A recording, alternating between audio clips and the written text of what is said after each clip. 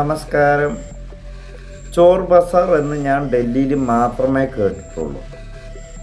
പക്ഷെ അത് നമ്മുടെ എറണാകുളം സിറ്റിയിലും വന്നിട്ടുണ്ട്. അതിൻ്റെ പേര് ചോർ ബസാർ അല്ല, ലിക്കർ ചോർ എന്നാണ്.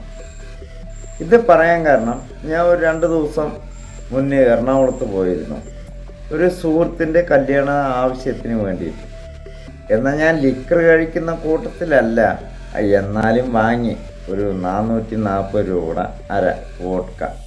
അത് വാങ്ങിയ ഉടനെ ഒരു 40 രൂപയുടെ സ്പ്രൈറ്റും വാങ്ങി.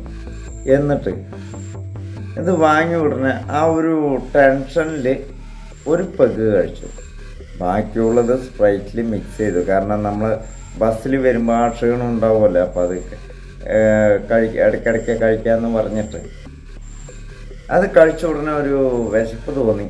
അപ്പോൾ ഞാൻ തൊട്ടടുത്തുള്ള ഒരു തട്ടുകടി ഉണ്ടായിരുന്നു, അതിൽ പോയി 2 മുട്ട ബജി, 2 പരിപ്പ് വട, 2 ഉഴുന്ന് വട, ഇതെല്ലാം ഓർഡർ ചെയ്ത് കഴിച്ചുകൊണ്ടിരിക്കുന്നു. അപ്പോഴും ആ സാധനം ഞാനൊരു മതിലിൽ വെച്ചിരിക്കുകയായിരുന്നു.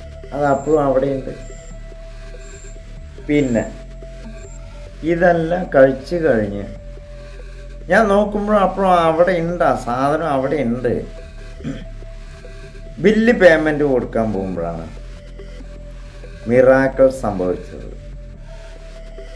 എന്താണ് സംഭവം? ഞാൻ ചിന്തിച്ചു, കുപ്പിക്ക് കാല് വെച്ചിട്ടുണ്ടോ, കുപ്പി നടന്നു പോയിട്ടുണ്ടോ, ഓടിപ്പോയിട്ടുണ്ടോ എന്നെല്ലാം ഞാൻ ചിന്തിച്ചു. അവിടെയാണ് മിറാക്കിള്. സംഭവം കുപ്പി കാണാനില്ല. പൈസയോ പോക്കറ്റ് അടിച്ചിട്ട് പോകണം, സ്വർണം, മാല, പണം ഇതെല്ലാം പോക്കറ്റ് അടിച്ചിട്ട് പോകണം. ഇതെല്ലാം വളരെ സന്തോഷമുള്ള കാര്യം തന്നെയാണ്. പക്ഷേ ഈ കുപ്പി കാണാനില്ല എന്ന് പറയുമ്പോഴേക്കും എനിക്ക് ടെൻഷനായി.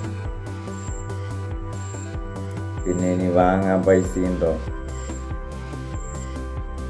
ഇത് വാങ്ങാൻ 100 രൂപയുടെ ഓട്ടോറിക്ഷ ചാർജ് അവിടെ നിന്ന് കൊടുത്തിട്ടാണ് ഞാനിത് വാങ്ങാൻ വേണ്ടി വന്നത്. ഓർക്കണം, 7 മണി, 7:30, 8 മണി രാത്രി ആയിക്കൊണ്ടിരിക്കുന്ന സമയത്ത് ധൃതി പിടിച്ചിട്ടാണ് ഞാൻ വന്നത്. ഞാൻ ചോദിക്കട്ടെ, ഈ ഗവൺമെൻറ്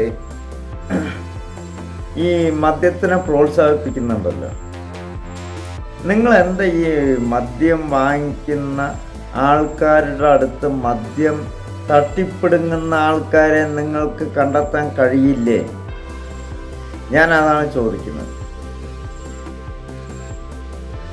കാരണം ഞങ്ങളും മദ്യം വാങ്ങുന്നത് പൈസ കൊണ്ടല്ലേ?